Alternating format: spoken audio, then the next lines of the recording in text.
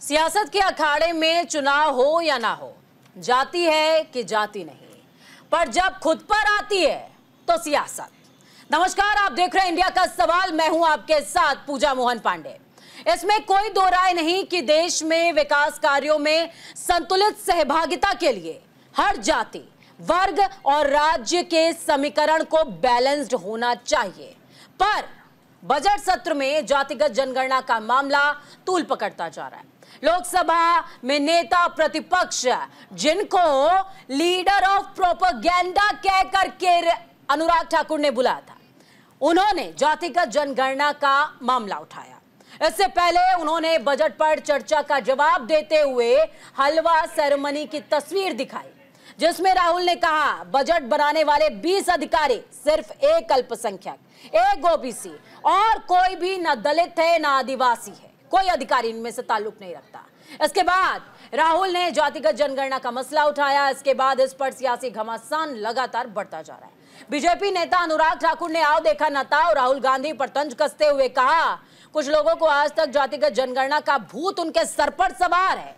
जातिगत जनगणना की बात तो कर रहे हैं, लेकिन खुद की जाति का पता नहीं है। इसके बाद फिर क्या था? कांग्रेस हो, बीजेपी हो या फिर अन्य दल, सभी आमने सामने आ गए। हंगामा शुरू हो गया।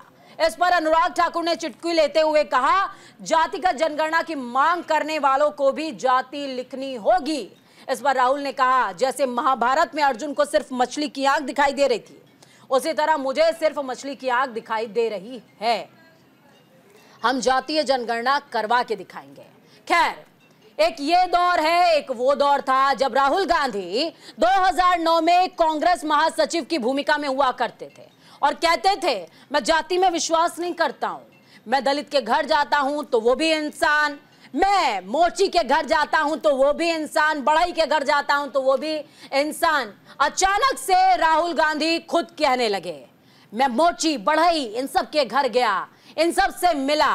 आखिर राहुल को क्या मजबूरी आ गई है कि उनका दृष्टिकोण एकाएक बदल गया? क्या देश इस समय मंडल पार्ट 2 की तरफ आगे बढ़ रहा है? क्या जाति आधारित सियासत का कनेक्शन सिर्फ और सिर्फ इलेक्शन से जुड़ा है? क्या देश के नेताओं का यही फ्यूचर प्लान है?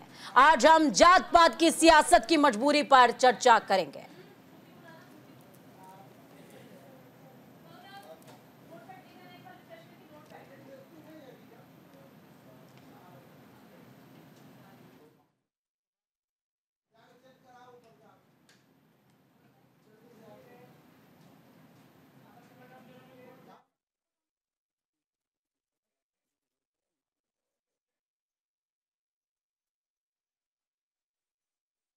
घमासान लगातार जारी है।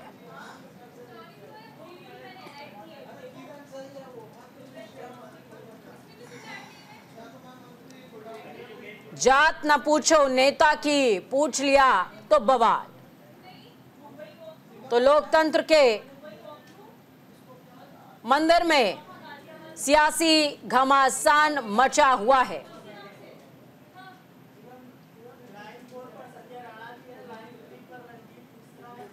तो इस बीच लगातार सियासी घमासान देश के अंदर देखने को मिल रहा है।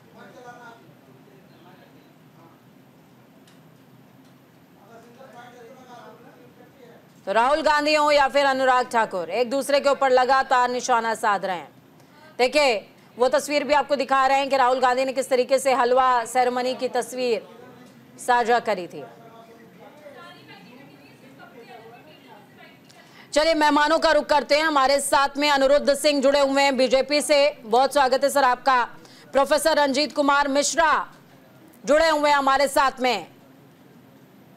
राकेश अचल कुछ देर में जुड़ जाएंगे हमारे साथ में, वरिष्ठ पत्रकार हैं आप, बहुत स्वागत है सर आपका भी। संजय राणा राजनीतिक विश्लेषक हमारे साथ में जुड़े हुए हैं। संजय जी, बहुत स्वागत है आपका। फराज किदवई समाजवादी पार्टी से हमारे साथ में जुड़े हुए हैं।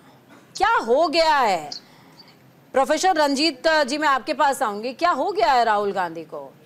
जब वो चले थे कन्याकुमारी से कश्मीर के लिए तो सोचा था कि शायद राहुल गांधी के अंदर नव जागरण आया है और एक ऐसा राजनेता देश को मिलने जा रहा है जो युवा की बात करेगा, जो गरीबी की बात करेगा, जो रोजगार की बात करेगा और कहेगा जात नहीं होती, all Indians are my brother and sister.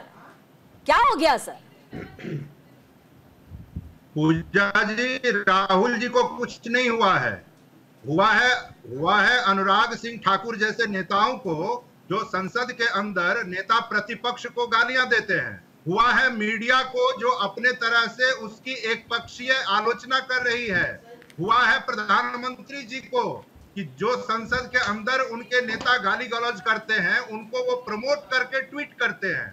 हुआ है राहुल गांधी को नहीं, हुआ है इन नेताओं को। और दूसरी बात कि इस देश में दलितों के लिए, आदिवासियों के लिए, पिछड़ों के लिए अगर कोई आवाज उठाएगा तो क्या इसी तरह सत्ता पक्ष के लोग मिलकर गाली गलौज करेंगे? हुआ है उन नेताओं को। और इसीलिए आप ये देखिए कि जातिगत जनगणना तो एक मुद्दा है, राहुल जी ने तो युवाओं की बेरोजगारी का मुद्दा भी उठाया, जिसकी चर्चा आप भी नहीं करेंगे। उन्होंने अग्निवीरों का मुद्दा भी उठाया, उनकी चर्चा आप नहीं करेंगी। उन्होंने चीन का मुद्दा उठाया, उनकी चर्चा नहीं करेंगी। उन्होंने महिलाओं की समस्याओं की बात की, उनकी चर्चा आप नहीं करेंगी। तो पिक एंड चूज का मामला मीडिया भी करता है, यद्यपि मीडिया के साथ जो ये सरकार बर्ताव कर रही है उसकी लड़ाई भी हमारे राहुल जी ही लड़ रहे हैं। उन्होंने संसद में मीडिया वालों के आवाज को भी बुलंद किया और कहा कि मीडिया को जो आपने कैद में रखा है उसको उस कैद से आजाद करो। तो हुआ राहुल गांधी को नहीं है, हुआ है अनुराग ठाकुर जैसे नेताओं को, जो संसद के अंदर गरीबों का, पिछड़ों का, दलितों का आवाज उठाने वाले किसी भी नेता को गाली गलौज के स्तर तक चले जा रहे हैं।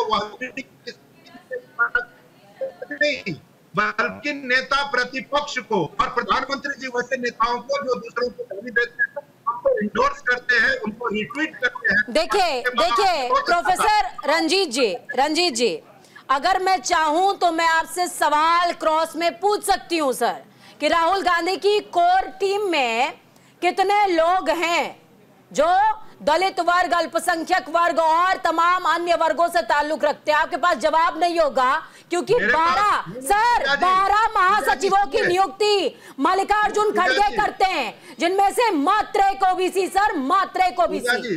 और वो तय है कि मल्लिकार्जुन खड़गे के हिसाब से वो लिस्ट बनी होगी, राहुल गांधी ने उसमें इंटरप्ट नहीं किया होगा। लेकिन मुद्दा समझिए, चर्चा का विषय ये नहीं है सर, चर्चा का विषय ये नहीं है सर। पूजा जी, आप वो भी पूछ लीजिए, हमारे आदरणीय राष्ट्रीय अध्यक्ष जी मल्लिकार्जुन खड़गे जी और उनकी टीम के बारे में भी पूछ लीजिए, और राहुल जी की टीम के बारे में भी पूछ लीजिए। कांग्रेस पार्टी हमेशा सबको प्रतिनिधित्व देने में विश्वास करती है और सबको साथ लेकर चलती है। तो भारतीय जनता पार्टी नहीं है जिसके लिए कहीं उत्तर प्रदेश चले जाते हैं, नारा देंगे बस कम का और करेंगे 80-20 कमाए। ये कांग्रेस पार्टी कभी नहीं करती है। कांग्रेस पार्टी इस देश के लोगों की राजनीति करती है। किस तरह के लोगों की राजनीति करती है रंजीत जी? किस तरह के नहीं, इस देश के युवाओं की राजनीति करती है, इस देश के पिछड़ों की आवाज उठाती है, इस देश के दलितों, आदिवासियों की आवाज उठाती है। तो फुट वाली सरकार नहीं है कि वो दो उद्योगपतियों के बारे में केवल बात करेगी। कॉर्पोरेट टैक्स घटाती जाएगी और मध्यम वर्ग टैक्स लाती जाएगी, वो काम कांग्रेस पार्टी नहीं करती है। ठीक है, मैं आपसे सवाल और भी पूछूंगी, पहले ओपनिंग रिमार्क एक बार सभी से मैं ले लेती हूँ। अनिरुद्ध सिंह जुड़े हुए हैं बीजेपी से हमारे साथ में। अनिरुद्ध जी, जातिगत जनगणना के कितने पक्ष में है, और सर क्या जरूरत पड़ गई कि सदन के अंदर इतने ज्यादा एजुकेटेड मिनिस्टर्स में से एक हैं अनुराग ठाकुर, सदन के बीच में खड़े होकर के राहुल गांधी से जाति पूछ रहे हैं? थोड़े से सेंसिबिलिटी की उम्मीद उनसे की जाती है सर। अनुरुद्ध जी, मेरी आवाज पहुंच रही है आप जो व्यक्ति जिंदगी भर हमेशा, हाँ बिल्कुल बिल्कुल पहुंच रही।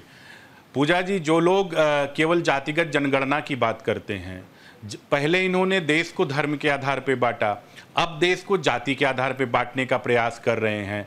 और अनुराग ठाकुर जी ने तो नाम भी नहीं लिया था, ये तो उड़ता तीर खुद लेके उठ के बैठ गए। इनके ऊपर जैसे होता चोर की दाढ़ी में तिनका, ये अपनी जाति बता क्यों नहीं देते? जाति प्रमाण पत्र बनाए, जैसे अखिलेश यादव जी यादव हैं, कोई सिंह है, कोई ठाकुर है, कोई मिश्रा है, कोई पांडे है, कोई वर्मा है, कोई कुर्मी है, कोई राजभर है, सब बताते हैं। तो ऐसे फिरोज गांधी जी के, मरहूम फिरोज गांधी जी के पौत्र हैं, ये अपनी जाति को बताना चाहिए इनको। हमारी भैया ये जाति है, ये सोमनाथ मंदिर में जाते हैं, वहां पे जो नॉन हिंदू रजिस्टर्ड होता है वहां पे साइन करते हैं, फिर आते हैं प्रेस कॉन्फ्रेंस करते हैं, कुछ और बता देते हैं। तो इनको स्पष्ट रूप से अगर जाति की आप बार बार बात करते हैं तो आपको बताना चाहिए। और कितने दलितों की हित की बात करते हैं, सर वो क्या करता है वो छोड़िए, बात करते हैं। बीजेपी क्या करती है, बीजेपी क्या करती है सर, उस पर फोकस रखिए।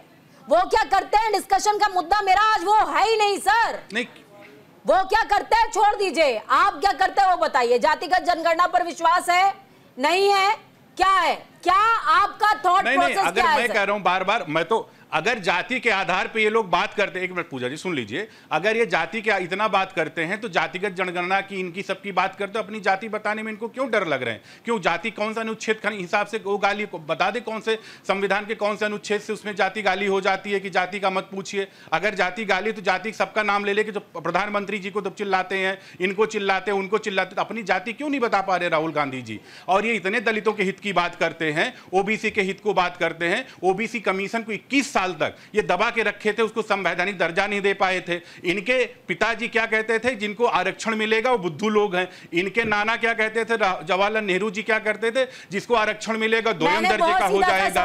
और ये बात करते हैं कि रिजर्वेशन की बात करते हैं कर्नाटक के अंदर। नहीं, जो मैं बात बीजेपी का जातिगत जनगणना को मैं भी सीधा उत्तर दे रहा हूं। ये दलितों की बात नहीं, ये जाति के आधार पर राहुल गांधी क्यों नहीं बात कर पा रहे हैं, अपनी जाति क्यों नहीं बता पा रहे हैं राहुल गांधी जी? राहुल गांधी जी को अपनी जाति बताना चाहिए। वो जाति नहीं बताएंगे, सबकी जात पूछेंगे। अरे वाह भैया, चौधरी बन के बैठे हुए हो क्या?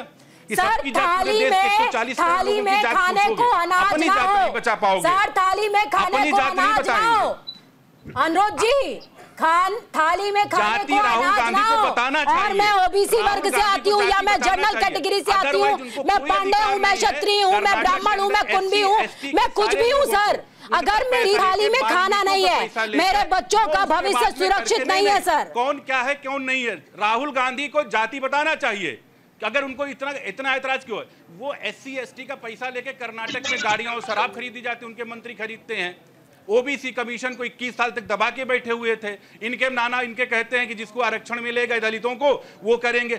उसके बाद में क्या कहते हैं, रंगनाथ मिश्रा कमेटी अपॉइंट करते हैं इसलिए कि 10% मुसलमानों को रिजर्वेशन मिले। ये 2004 से 2004, 2009 और 2014 के मैनिफेस्टो में एक धार्मिक आधार पर मुसलमानों को रिजर्वेशन देने की बात करते हैं, और उसके बाद हिंदुओं को जाति में बांटने की बात करते हैं, और उधर क्या कहते हैं, मुसलमानों को क्या कहते हैं, उसमें जातियों की बात नहीं करते। गजब की बात इनकी, और अपनी जाति बता नहीं पाते हैं। सर आपका अपना थॉट प्रोसेस क्या है? आपकी भी जाति पूछी जाएगी। आप जाति में बांटने पर विश्वास नहीं रखते सर? बिल्कुल, राहुल गांधी को अपनी जाति को बताना चाहिए। राहुल गांधी को अपनी जाति को बताना, भाई जातिगत जनगणना की बात करते हैं, अपनी जाति बताने में क्यों नहीं उनको हिचक लगती है? सब लोग तो बताते हैं, उनको क्यों गाली लगता है? जाति गाली है क्या? राहुल गांधी सबकी जात बताएंगे, ये फलाने जाति के प्रधानमंत्री वो हैं, मुख्यमंत्री वो हैं, ये हैं, वो ये हैं, और उसके बाद अपनी जाति बताने में उनको शर्म आती है, उसको लगता गाली हो गई। गजब के यार, इनका डबल तर्क हो गया है। ठीक है, ये दोगलापंथी इनका, फराज किदवई के पास में जाऊंगी, फराज किदवई जी के पास में जाऊंगी। फराज किदवई जी, सर आपका क्या थॉट प्रोसेस है सर जातिगत जनगणना को लेकर? हालांकि समाजवादी पार्टी का क्या है ये मुझे पता है, पर आप एक बार क्लियर कर देंगे तो मेरे लिए थोड़ा सा आसान हो जाएगा आगे बढ़ना।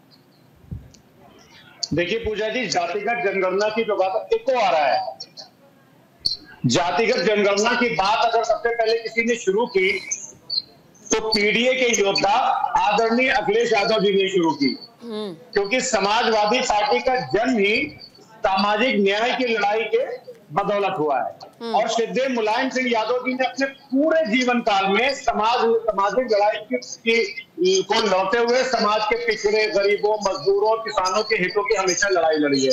और हमारे राष्ट्रीय अध्यक्ष आदरणीय अखिलेश यादव जी ने हमेशा जातिगत जनगणना की वकालत की है। अब देखिए, अब भारतीय जनता पार्टी को मैं एक्सपोज करता हूं। जातिगत जनगणना का केंद्र सरकार ने एफिडेविट लगा करके सुप्रीम कोर्ट में विरोध किया, और इन्होंने कहा कि जातिगत जनगणना जो है वो पॉसिबल नहीं है। आदरणीय राजनाथ सिंह जी ने 31 अगस्त 2018 को कहा था कि कास्ट सेंसस का इन्होंने आश्वासन दिया था, मगर उसके बाद से अब तक के कुछ नहीं हुआ। अब हमारे भाई अभी बात कर रहे थे कि राहुल गांधी जी को अपनी जाति बतानी चाहिए। ठीक है, सही बोल रहे हैं। स्मृति ईरानी जी के बच्चों की क्या जाती है, जरा से ये भी आप बता दीजिए, हमको नहीं पता है, हमको आज की तारीख में कंफ्यूजन है। दूसरी बात यह है कि जहां तक रही बात आरक्षण की, जो हमारे भारतीय जनता पार्टी के प्रवक्ता जो आरक्षण के ऊपर सवाल उठा रहे थे, देखिए आरक्षण विरोधी तो एमएस गोलवलकर से लेकर के मोहन भागवत जी तक, और मोहन भागवत जी से लेकर के भारतीय जनता पार्टी के बड़े बड़े नेता लोग तक रहे।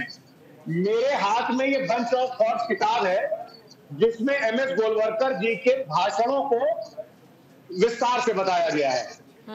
इसके पेज नंबर 357 पर साफ साफ लिखा हुआ है कि it would therefore B proper that privileges should be based on the economic condition of the people that will ease out matters and the heart burning among others that so-called Harijans alone are not enjoying privileges will also be removed।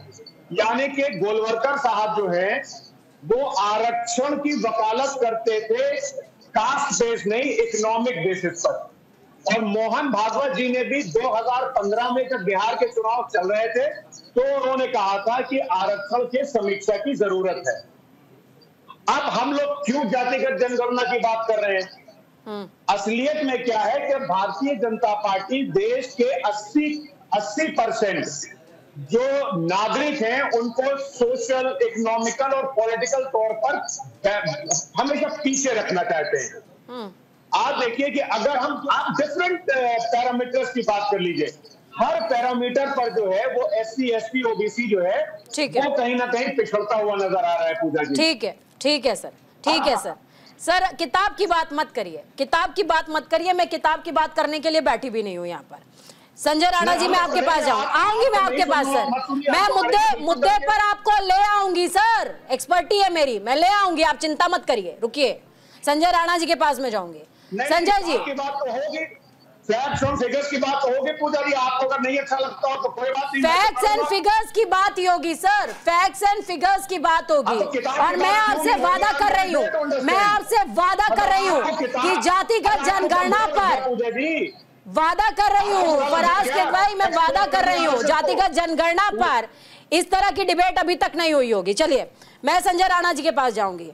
Rana ji, आपका क्या thought process है sir जातिगत जनगणना को लेकर, और मौजूदा देश के हालातों को भी प्लीज कनेक्ट कीजिएगा, क्योंकि जितना मेरा वर्क एक्सपीरियंस है उससे बहुत ज्यादा आपकी उम्र होगी, आपका तजुर्बा होगा, तो प्लीज उसको इंक्लूड करके बोलिएगा। और मुझे बहुत अच्छे कमेंट की उम्मीद है। संजय राणा, हमें लगता है कि मेरा जो वर्क एक्सपीरियंस है वो आप बराबर हो, बराबर भी इसमें नहीं जाते मुद्दे पे। देखिए ऐसा है कि राहुल गांधी को ढिंढोरा पीट सबकी जात की बात, सबकी जात उनको अपनी भी जात, जहां तक की जात जनगणना नहीं होनी, विरोधाभास करना चाहे ये तो 2011 था जब कांग्रेस का और समाजवादी पार्टी इसमें समर्थन उस समय का को उजागर नहीं किया गया। 2013 की मांग हुई थी तो ठंडे बस्ते में डाल दिया गया, 2012 ठंडे बस्ते में डाल दिया गया था, तो ये तो हुई। जहां तक बात की जनगणना की 2018 कर्नाटक में जातिगत जनगणना हुई है, कर्नाटक गवर्नमेंट ने कराया है, आज तक उसको उजागर क्यों नहीं किया? इनकी सरकार तो हिमाचल में है, क्यों नहीं करा रही? इनकी सरकार तो झारखंड में क्यों नहीं करा रही है? इनकी सरकार अलायंस की सरकार तो बंगाल में भी है, क्यों नहीं करा रही है? क्योंकि जहाँ पे लोग हैं, जहाँ पे इंडिया अलायंस है, वहां पे क्यों नहीं करा रहे हैं? तो डर क्यों रहे? नंबर 1। नंबर 2, हम चर्चा करते हैं जातिगत जात, अम्बेडकर का विरोध करने वाले, बाबा साहब अम्बेडकर को हराने वाले कौन थे? पंडित जवाहरलाल नेहरू। वो तो कम्युनिस्टों के साथ मिलकर के जब वहां पर 4 भी के किस तरह बाबा साहब अम्बेडकर बाहर जाए। जो ओबीसी का विरोध करने वाला काका तिलकर की कमेटी की रिपोर्ट 1953 में आई थी, सॉरी कमेटी 1953 में 55 में रिपोर्ट आई थी, तो ठंडे बस्ते में चाचा जी मंडल कमीशन। आपकी आवाज संजय जी थोड़ा सा ब्रेक होकर के हम तक आ रही है सर, तो मैं एक बार टीम से कहूंगी कि कनेक्ट करें आपसे दोबारा, ताकि आपकी जो आवाज़ है वो क्लियर हम तक आ सके। वक्त यहाँ पर हालांकि एक छोटे से ब्रेक का हो गया है। अचल जी आप रह गए हैं, मैं ब्रेक के बाद डायरेक्ट आपके पास आऊंगी एक बहुत बेटर सवाल के साथ। वक्त यहाँ पर एक छोटे से ब्रेक का। ब्रेक के बाद एक बार फिर से आप सभी का स्वागत है। एक बार फिर से तमाम मेहमानों का नाम आपको बता देती हूँ। अनिरुद्ध सिंह बीजेपी से जुड़े हुए हमारे साथ में, प्रोफेसर रंजीत कुमार मिश्रा कांग्रेस से, राकेश अचल जी वरिष्ठ पत्रकार हैं, संजय राणा राजनीतिक विश्लेषक, फराज किदवई समाजवादी पार्टी से हमारे साथ जुड़े हुए हैं। एक बार फिर से आप सभी का स्वागत। राकेश अचल जी, आपके पास में नहीं आ पाई थी सर। देश की 80 करोड़ आबादी को बीजेपी हर महीने राशन दे रही है सर, और एक आर्टिकल पढ़ रही थी मैं, उस आर्टिकल में साफ तौर पर मेंशन है कि देश की 75% आबादी ऐसी है जिसके पास ना एसी है ना कूलर है, और 30% तो ऐसी आबादी है जिसने आज तक टीवी की शक्ल नहीं देखी सर। सिर्फ 20% आबादी ऐसी है जिसने 40% देश की संपत्ति पर अपना एकाधिकार स्थापित किया हुआ है। ऐसे हालातों में जब दो युवा नेता देश के सदन में, गरिमामयी सदन में सर, जाति पर बात करते हैं, एक कहता है जातिगत जनगणना होनी चाहिए, दूसरा उसकी जाति पूछ लेता है। ऐसे हालात को देखकर क्या कहेंगे सर? युवाओं से तो अपेक्षा की जाती है कि वो हमारी बात करेंगे, शायद हमारे मनोभाव को समझेंगे और देश के हालात को समझेंगे और कुछ नया निकल कर आएगा। लेकिन जब वही फटा पुराना कीचड़ वापस से देश के दामन पर लपेटा जाए तो क्या कहेंगे सर? धन्यवाद पूजा जी। देखिए, ये बड़ी दुर्भाग्य की स्थिति है कि आज हम जिस युग में बैठे हैं वहाँ भी जाति पर विमर्श कर रहे हैं। लोग जाति पूछ रहे हैं, लोग जाति बता नहीं रहे, क्योंकि हिंदुस्तान में जाति एक तरफ अगर गर्व का बायस होता है तो दूसरी तरफ ग्लानि का भी बायस होता है। हमारी संस्कृति में हमने वर्ण व्यवस्था, जाति व्यवस्था को स्वीकार किया और अभी तक करते आ रहे हैं। आज़ादी के बाद से हम पुरानी बात नहीं करते, किताबों की बात नहीं करते, अनुभवों की बात कीजिए तो हम जाति व्यवस्था से अभी तक मुक्त नहीं हो पाए। हमारे आज की राजनीति, किसी भी दल की राजनीति हो, मैं किसी विशेष दल का नाम नहीं देता, सब राजनीति जाति पर आधारित है। और जहाँ तक सवाल है कि संस्कार हमारे क्या हैं, तो हमारे संस्कारों में तो आपने देखा है कि लोग कहते हैं जाति ने पूछो साधु की, पूछ लीजिए ज्ञान, ये हरि को भजे तो हरि को होई, जाति पात पूछे नहीं कोई। एक तरफ एक ऐसी उदात्त विचारधारा भी हमारे संस्कारों में है और एक तरफ ये विचारधारा भी है कि भाई जिसको अपनी जात का पता नहीं है और वो जाति जनगणना की बात कर रहा है। तो अभी तो सवाल है कि यहाँ तो जनगणना की बात नहीं हो रही है।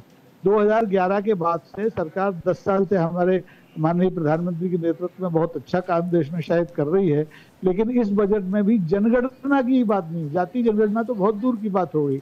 और जाति जनगणना को लेकर के, जैसा कि हमारे मित्रों ने कहा कि सरकार अदालत तक गई, वहाँ हलफनामे दिए उसने कि ये हित में नहीं है, राष्ट्र के हित में नहीं है, वगैरह वगैरह, तो एक अलग मुद्दा है। लेकिन हमारे यहाँ जाति पूछने का भी एक बड़ा विनम्र तरीका है। हम लोग मिलते हैं आपस में, अभी भी पूछते हैं भाई आप कौन ठाकुर हो। हम सीधे ये नहीं कहते कि तेरी जात का तुझे पता नहीं और तू मेरी जात पूछ रहा है। तो ये एक असभ्य और असंसदीय तरीका था जो माननीय अनुराग ठाकुर जी जो पूर्व मंत्री रहे हैं उन्होंने पूछा राहुल गांधी से, और वो अलग से भी पूछ सकते थे, सार्वजनिक रूप से भी उन्हें पूछना चाहिए क्योंकि उनका दायित्व है पार्टीगत। लेकिन ये वो संस्कार हैं जो कभी आज से 3 साल पहले जाकर ये भी कहते हैं कि गोली मारो साले को। तो अगर इन संस्कारों में ये भी है तो फिर जाति पूछ ली उन्होंने तो कोई बड़ी बात नहीं की। जाति पूछ के तो राहुल गांधी ने गलती की थी। उन्होंने एक अदालत में सिर्फ मोदी पर एक टिप्पणी कर दी थी तो उनकी सदस्यता चली गई थी, उनका घर छीन लिया गया था। वो तो जनता की मेहरबानी है, जनता की अदालत सबसे बड़ी अदालत होती है। तो वो बेचारे दोबारा से सदन के सदस्य हैं, विपक्ष के नेता हैं। तो मैं इस सारे घटनाक्रम को बहुत दुर्भाग्यपूर्ण मानता हूँ। और इससे सबसे ज्यादा दुर्भाग्यपूर्ण ये है कि हमारे देश के प्रधानमंत्री जी जो सर्व विश्व गुरु भी हैं, हमारे देश के गुरु तो होंगे ही, वो इस मामले में मौन बैठे हैं। उन्होंने कोई दखल नहीं किया है। तो अगर ये बात जहर ऊपर से जाति का संसद से सड़क तक आएगा तो स्थितियां और खराब हो जाएंगी। तो हमें इससे बचना चाहिए, ऐसी मेरी धारणा है जी। ठीक है प्रोफेसर रंजीत जी, मैं आपके पास आऊंगे सर, मैंने जिक्र अभी जब मैं बात कर रही थी राकेश अचल जी से तो साफ तौर पर यही किया कि इकोनॉमिक कंडीशन देश की ऐसी होती जा रही है। एक तरफ राहुल गांधी रोजगार की बात करते हैं, युवा की बात करते हैं, और वही राहुल गांधी जब खड़े होते हैं सदन के अंदर और कहते हैं मैं तो जातिगत जनगणना करवा कर रहूंगा। सर ये ड्यूअल स्टैंडर्ड बात नहीं है क्या? कांग्रेस ने भी ये एक्सेप्ट कर लिया है कि देश की सियासत जाति से चलती है और जाति को जब तक अपने माथे पर केसर चंदन की तरह तिलक नहीं लगाएंगे तब तक काम बनेगा नहीं? पूजा जी, मैं ये हमारे जो वरिष्ठ पत्रकार जी हैं, उन्हीं की बात से मैं शुरू करूंगा। उन्होंने कहा कि पूरी मौन बैठे। सर, विश्व गुरु मौन नहीं बैठे हैं, बल्कि गाली देने वालों को पुरस्कृत कर रहे हैं, उनको इंडोर्स कर रहे हैं। उन्होंने ट्वीट किया है कि हमारे ये जो एनर्जेटिक साथी हैं, उन्होंने बहुत अच्छा भाषण दिया।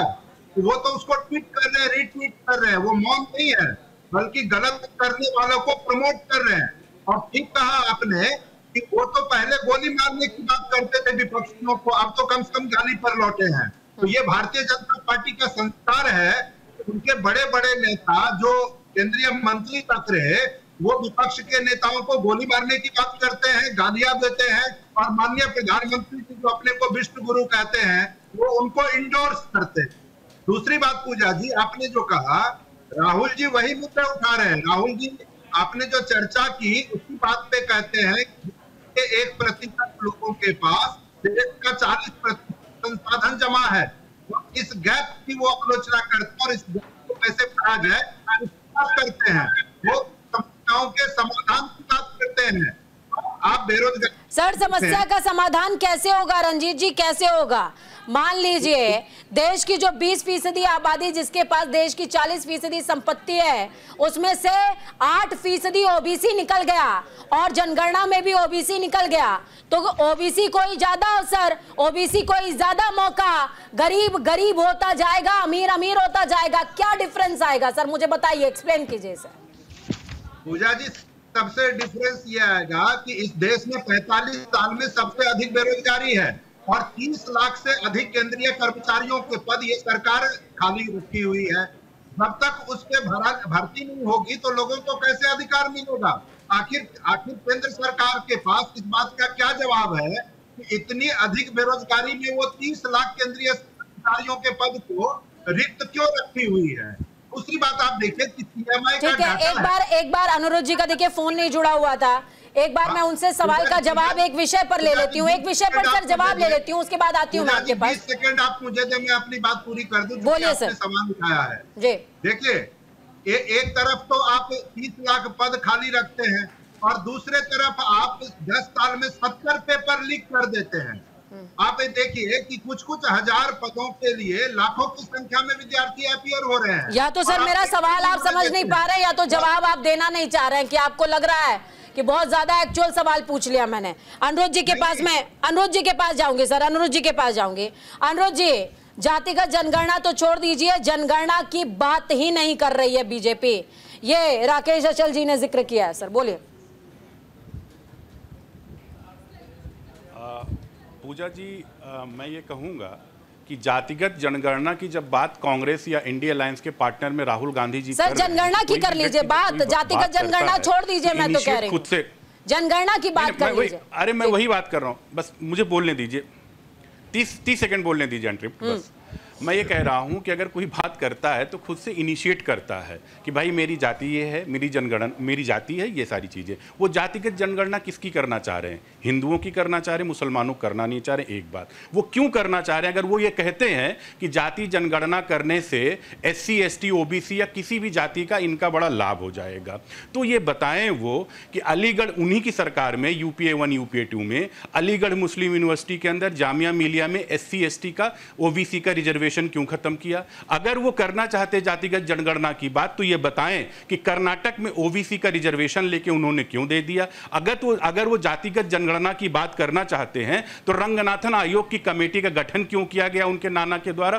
तो और अगर वो करना चाहते हैं तो 2004 और 2014 2019 में उनके मैनिफेस्टो 2004 2009 2014 के मैनिफेस्टो में स्पष्ट रूप से लिखा हुआ था कि एक सामूहिक आधार पर मुसलमानों को धार्मिक आधार पर रिजर्वेशन। अगर वो इस तरीके से डिस्क्रिमिनेट करके बात करेंगे, एक तरफ कहेंगे जाति जनगणना की बात और उन जातियों में हिंदुओं की बात में डिवाइड करने की बात करेंगे और कहेंगे इससे हम क्या कहते हैं, उनको भला उनका करना चाहते हैं, और एक तरफ उनके भला के नाम पे छोड़िए, कर्नाटक में वर्तमान में उन्हीं की सरकार है, अगर उनको भला करना होता तो भैया गाड़ियां और शराब खरीदना है आपके मंत्री मुख्यमंत्री जी को, तो वाल्मीकि के लिए जो फंड था उन्हीं फंड में से क्यों खरीदना था? तो इसलिए इनकी बातों से पूछा जाता है कि आपके नियत पे संदेह है। और जब बार बार ये जाति को फूट डालो वाली राजनीति करते हैं कि हम फूट डालो तो अपनी जाति बता नहीं पाते, इसलिए इनकी नियत पे संदेह होता है। सर हम देश आपकी नियत का क्या समझे सर? 2011 के बाद आज तक जो है देश की जनसंख्या की जनगणना नहीं हुई है सर। उसमें फाइनेंशियल बात आती है, उसमें इकोनॉमिकल बात आती है, उसमें हर पहलू हर पक्ष आता है सर। उसकी गणना कब होगी सर? पूजा जी फिर से अगर आप प्लीज अगर पूछ सके तो ज्यादा अच्छा रहेगा। सर देश की जनता ये भी जानना चाहती है कि बीजेपी जो कि केंद्र में मौजूदा समय में सरकार होल्ड कर रही है, वो देश की जनसंख्या की जनगणना कब करवाएगी सर? जातिगत जनगणना तो किनारे की बात हो गई सर, इस बजट में भी प्रावधान नहीं है। जनगणना देखिए जनगणना बिल्कुल देखिए जनगणना तो होनी थी, कोरोना आ गया, जनगणना तो होगी, उसमें तो कोई ऐसा दिक्कत नहीं कब है होगी और सर? कुछ ऐसा होना नहीं है आगे चल के जनगणना के बाद डिलिमिटेशन होना, ये सारी चीजें हैं। लेकिन जब वो व्यक्ति जाति की बात करता है कि जाति जनगणना करा लीजिए और हम अपनी जाति बताते नहीं है कि साहब हमारी ये जाति है, और जिसके लिए हम करना चाहते हैं उसी का अधिकार मार के हम रख लेते हैं, और जिसके लिए हम देते हैं उसको दूसरे का अधिकार देते हैं। बोले आने वाले समय में जनगणना रंजीत मिश्रा जी को और अनुरोध जी को प्रोसेस है, वो तो होता रहता है। जी बोले अनुरोध जी बोले। हाँ देखिए पूजा जी रंजीत जी बोले। ये आपके किसी सवाल का जवाब नहीं देंगे, न तो ये इस सवाल का जवाब देंगे कि जनगणना कब होगी। 2011 के बाद अभी तक जनगणना नहीं हुई है और अभी भी उस पर कुंडली मार के ये बैठे हैं और बजट में कोई प्रावधान भी नहीं किया। अरे वो तो 2021 में होना था कोरोना अपना, वो तो खैर आपको ये बात पता होना चाहिए अगर राजनीतिक उसमें काम करते हैं। जनगणना हो जाएगी, अब तो 24 आ गया सर। पेट में दर्द क्यों होता है ये भी नहीं बताते हैं। 2 तथ्यात्मक रूप से इन्होंने गलत बयानी की, उसको मैं बता दूं। इन्होंने कहा 4% कर्नाटक के आरक्षण की बात की कांग्रेस ने की। फैक्ट उसमें ये है कि HD देवेगौड़ा जब वहां के मुख्यमंत्री थे तब उन्होंने कहा था जो आज है। दूसरी बात भैया, आपने रिजर्वेशन ओबीसी का 4% छीनकर मुसलमानों को दे दिया और मुसलमानों को ओबीसी कैटेगरी में कर दिया। आप कहते हैं कि पूछ लीजिए, ठीक है, आप फैक्ट चेक करो ना। मैं फैक्ट चेक करके बताता हूं। मुझे जिनकी आवाज साफ नहीं आ रही है। फराज किदवई जी क्या कहेंगे सर? पार्टनर है और टीडीपी ने तो अपने इलेक्शन मैनिफेस्टो में ये बात कही है। आपने साहस हो तो टीडीपी का विरोध करके बताओ। फराज किदवई जी बोलिए। पहली बात तो मुझे सब एतराज है कि आपने ये बोला कि देश के 80 करोड़ लोगों को भारतीय जनता पार्टी राशन देगी। भारतीय जनता पार्टी राशन नहीं दे रही, भारत की सरकार दे रही है, हमारे और आपके टैक्स के पैसे से दे रही है। ठीक है सर, मैं उसे करेक्ट करती हूँ, भारत की सरकार दे रही है सर, करेक्ट कर लिया सर। दूसरी बात पूजा जी ये है कि अभी हमारे भारतीय जनता पार्टी के भाई से आपने पूछा कि सेंसस कब होगा, जो कि 2011 में हुआ, उसके बाद से हुआ नहीं। तो ये बोल रहे हैं कि साथ कोरोना आ गया था, अटली के साथ कोरोना आ गया था। आपको पता है कि 189 कंट्रीज ने अपना सेंसस कंप्लीट कर लिया है, जिसमें से 143 ने कोरोना के बाद किया है। तो आपकी ऐसी क्या मजबूरी है कि जब 143 देश कोरोना के बाद अपने यहाँ जनगणना कंप्लीट कर सकते हैं तो आप क्यों नहीं कंप्लीट कर पा रहे हैं? पूजा जी ये साजिश है। लेकिन इतने ज़हीन है फराज किदवई, आप इतने ज़हीन हैं। समाजवादी पार्टी में अखिलेश यादव भी इतने ज़हीन हैं, डिम्पल यादव इतनी ज़हीन है, तमाम लोग वहां पर मौजूद है, राहुल गांधी इतने ज़हीन है। आप जनगणना की तो बात ही नहीं कर रहे हैं सदन के अंदर, आप बात कर रहे हैं जातिगत जनगणना की। सर दोनों में ह्यूज डिफरेंस है। घुमाकर सवाल पर लाई हूं लेकिन उसी पर लाई हूं, जवाब दीजिए। पूजा जी जब जनगणना होगी तो उसमें जातिगत जनगणना भी आराम से की जा सकती है। सवाल ये है कि आपको जनगणना तुरंत करा देनी चाहिए, पहली बात। दूसरी बात ये है तो उस पर क्यों क्वेश्चन नहीं रेज कर रहे हैं आप? उस पर क्वेश्चन रेज करिए सर। 100% मेरे टाइम पर हमारे राष्ट्रीय अध्यक्ष जी ने और हम लोग भी टीवी डिबेट्स में ये क्वेश्चन रेज किया करते हैं कि आखिर जनगणना क्यों नहीं हो रही है। और दूसरी बात पूजा जी ये है कि देखिए भारतीय जनता पार्टी का चाल चरित्र और चेहरा में आपको ये सरकार और उनका चाल चरित्र चेहरा छोड़ दीजिए, राहुल गांधी को अपनी जाति बताने में क्या आपत्ति है? सुनिए तो पूरी बात मेरी। ये सरकार भारतीय जनता पार्टी और भारतीय जनता पार्टी की जो सरकारें हैं ये SC, ST और OBC विरोधी। देखिए एक बहुत बड़ी खबर मुझे लगता है मिस हो गई।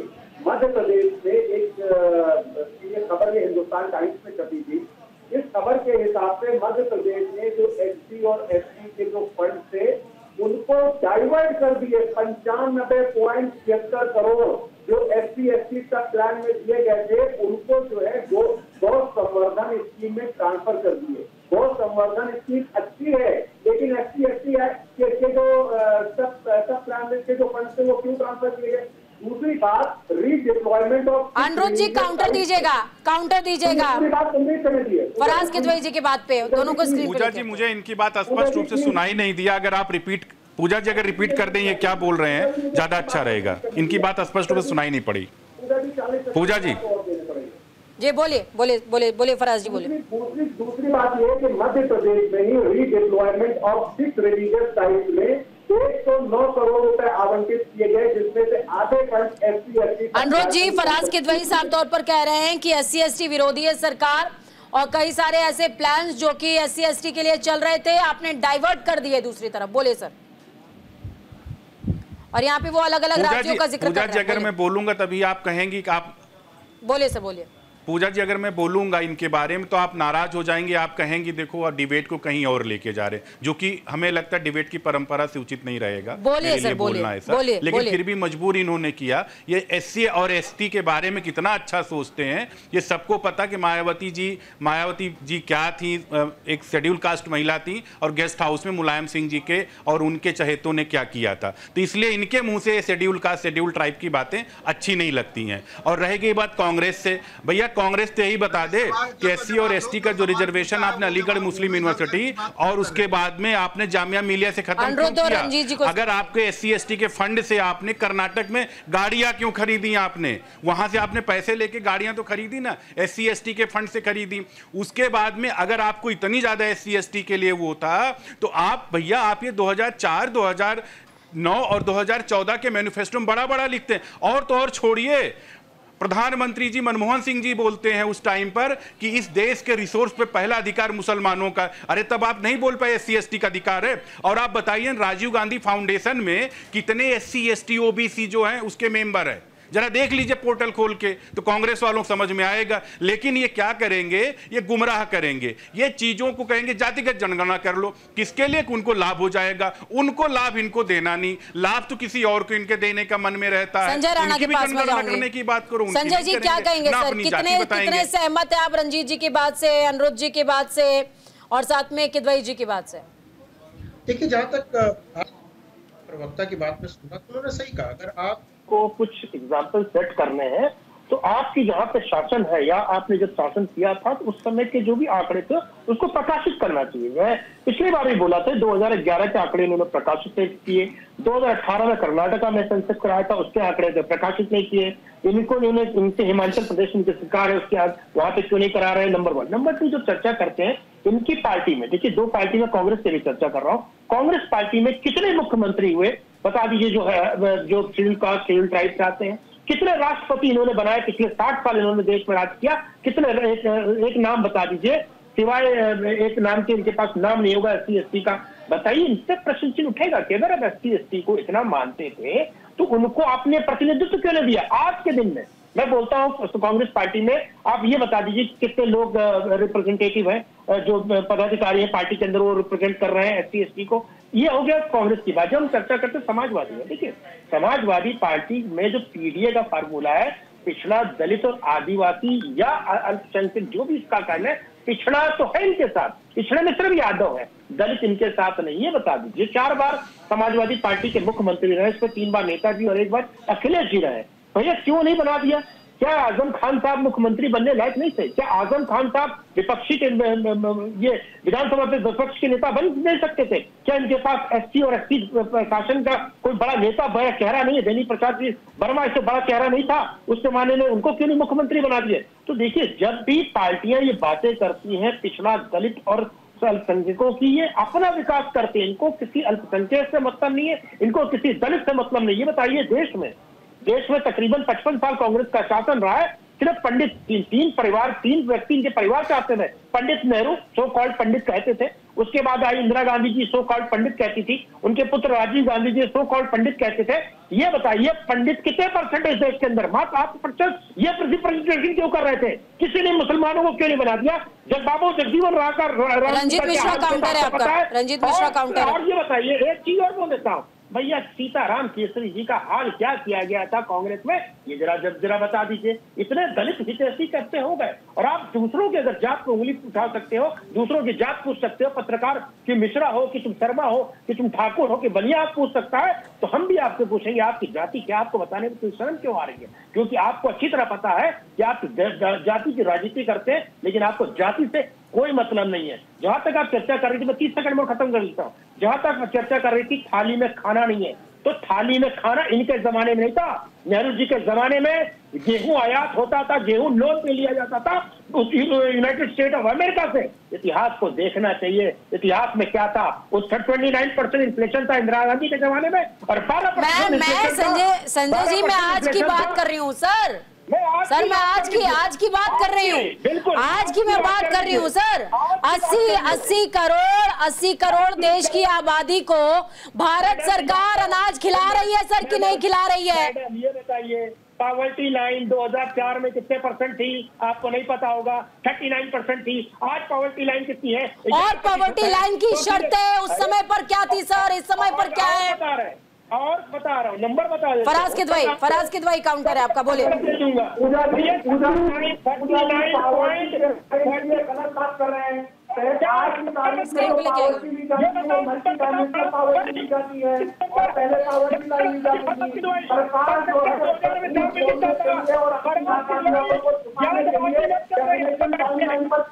करती है और मल्टी डायमेंशनल पावर्टी इंडेक्स जो भारत में जिस क्राइटेरिया पर दिया जाता है पूरी दुनिया में किसी पर नहीं दिया जाता है। आप ये बताइए, bank account multi dimensional poverty index में बैंक अकाउंट दिया जाता है। आप दोनों में से किसी की भी बात जनता समझ नहीं पा रही है, आप दोनों में से किसी की भी बात जनता समझ नहीं पा रही है। ऑडियो डाउन कीजिएगा। राकेश अचल जी, मैं आपके पास आऊंगी सर। आपने सुना साफ तौर पर सभी एक दूसरे पर आरोप लगा रहे हैं, प्रत्यारोप लगा रहे हैं, लेकिन एक बहुत अच्छी बात जिसको मैंने बुलेटिन की स्टार्टिंग में रेज किया था, उसका जिक्र आपने भी किया कि देश में जनगणना का ही जिक्र नहीं हो रहा है। जातिगत जनगणना तो बहुत दूर की बात है, पीछे छोड़ दीजिए उसको। और यहाँ पर पॉवर्टी लाइन का जिक्र हो रहा है। पॉवर्टी लाइन मैं भी जानती हूँ सर, आप भी जानते हैं उस दौरान पैमाना क्या था और आज पैमाना क्या है। क्या आज वाकई देश को जाति के आधार पर जनगणना की जरूरत है या इकोनॉमिक स्टेटस के आधार पर अब देश में सिर्फ 2 ही जातियां मानी जानी चाहिए, गरीब और अमीर? बोले सर। पूजा जी, निश्चित तौर पर इस देश में 2 ही जातियां होनी चाहिए, अमीर और गरीब। लेकिन समस्या यह है कि एक निशान, एक विधान और की बात करने वाले लोग जातियों की बात क्यों करते हैं? ये चीजें कहे ना कि इस देश में हम जाति व्यवस्था को जमींदोज कर देंगे, इसको जड़ से उखाड़ के फेंक देंगे, वो बात तो कोई नहीं कर रहा है। बल्कि जिस राज्य से जाति जनगणना की श्री गणेश हुई थी, उस राज्य के मुख्यमंत्री के साथ आप उसकी बैसाखी लगा के अपनी सरकार चला रहे हैं। तो ये बड़ा अंतर्द्वंद है, बड़ा अंतर विरोधी आपका राजनीतिक चलन है कि आप एक तरफ तो कह रहे हैं जाति जनगणना और जाति बताओ, और दूसरी तरफ जिन लोगों ने जाति जनगणना का इस देश में उदाहरण देके श्री गणेश किया, उनके साथ आप सरकार चला रहे हैं। या तो उनको छोड़ दीजिए या फिर जातियों को पकड़ के रखिए, दोनों चीजें नहीं हो सकती। जाति या तो जाति और सर इस बात की भी कोई गारंटी नहीं है ना, इस बात की भी कोई गारंटी नहीं है कि जिसने मान लीजिए आदिवासी समुदाय से कोई राष्ट्रपति बना भी दिया, ओबीसी समुदाय से प्रधानमंत्री बना भी दिया, तो उस वर्ग के लोगों को कितना लाभ मिल पा रहा है? इस बात की कहाँ गारंटी, कहाँ उन लोग, कहाँ आंकड़ा है सर? पूजा जी, आप बिल्कुल सही कह रही हैं। इस समय देश का दुर्भाग्य है कि हमारे पास जो राष्ट्रपति हैं आदिवासी समाज से आती हैं, और उनका काम पता है कितना है कि वो आपको दही खिलाएं, मिश्री खिलाएं जब आप कोई काम करें। इसके अलावा उनके हाथ में कुछ नहीं है। नए संसद भवन का उद्घाटन होता है, वो नहीं बुलाई जाती है। राम मंदिर में प्राण प्रतिष्ठा होता है, उनको आमंत्रित नहीं किया जाता। सामान्य नागरिक की हैसियत उनकी नहीं है। तो ये सब प्रदर्शन की चीजें हैं। एक हकीकत यह है कि इस देश की राजनीति जाति पर आधारित है और इसलिए आप इसको अनदेखा नहीं कर सकते। लेकिन जिस तरीके से जाति की बात सदन में माननीय अनुराग ठाकुर ने की है, वो बहुत ही घटिया इस तरह की बात है। वो पूछ सकते थे कि भाई राहुल जी आप कौन ठाकुर है, लेकिन ये कहते हैं कि आज जिसको अपनी जात का पता नहीं, अरे पूरी दुनिया को पता है उनके बाप कौन थे, उनके नाना कौन थे, उनकी माँ कौन थी, सबको सबकी जात का पता है। लेकिन ये पता नहीं है कि इस देश की जरूरत क्या है। इस देश की जरूरत ये है आवश्यकता हो, आर्थिक रूप से आप आर्थिक आधार बना दीजिए ना। संसद में आप बैठे हैं, सरकार आप रंजीत मिश्रा जी बोले, चलेगी। बोले सर, रंजीत जी बोले। पूजा जी देखिए, इस तरह के मुद्दों को भारतीय जनता पार्टी क्यों उठा रही है, इसका मूल कारण बताता हूँ। अभी चीन मुद्दा तो सर आपने उठाया था, उन्होंने तो भुनाया है। उठाया तो आपने था सर, उन्होंने भुनाया है। पूजा जी पेंगोंग लेक, और मुझे बिल्कुल भी उम्मीद नहीं थी सर, नहीं मुझे ना राहुल गांधी से ना अनुराग ठाकुर से, इन दोनों ही लोगों से उम्मीद तो सर बिल्कुल भी नहीं थी कि इस तरीके का कम्युनिकेशन हो जाएगा सदन के अंदर। सरकार देखती रही, तो उससे ध्यान भटकाने के लिए सबको हवा दी जा रही है। देखिए एक बात समझ लीजिए, हर हफ्ते रेलवे हादसा होता है, ये सरकार हाथ पे हाथ बैठी रहती है। चीन पूरे लद्दाख और लेह क्षेत्र में अपना विस्तार जा रहा है, इस सरकार के कान पर जू नहीं रह रहा है। से ध्यान भटकाने के लिए इस तरह की गाली गलौज की भाषा। बहुत शुक्रिया आप सभी का इस चर्चा को खास और अहम बनाने के लिए, हमारे साथ जुड़ने के लिए। तो देखिए बहुत दुख होता है, देश में लोकतंत्र के मंदिर के अंदर दो युवा नेता, कथित युवा नेता जो शायद अपने दिमाग से थोड़ा सा पंगु हो चुके हैं, वो जाति की बात करते हैं। एक जातिगत जनगणना की बात करता है, दूसरा कहता है कौन जात तो भाई, कौन जात बता करके होगा क्या, मेरी थाली में खाना नहीं, मेरे बच्चों का भविष्य नहीं, शरीर पर ढकने के लिए कपड़ा नहीं, बच्चों की एजुकेशन सुरक्षित नहीं, पीने के लिए पानी नहीं, लेकिन कौन जातो भाई, ये बता के हो जाएगा क्या, देश विकसित हो जाएगा क्या 2047 तक, कौन जातो भाई बताकर। सोचिएगा, विचार कीजिएगा, किन्हें चुना है, किन्हें वोट दिया है, किन्हें खड़ा किया है और वो क्या बोल रहे हैं। वक्त छोड़ से ब्रेक का, ब्रेक के उस पार खबरों का सफर लगातार जारी। बने रहे न्यूज इंडिया के साथ, क्योंकि हम हैं राष्ट्र की आवाज।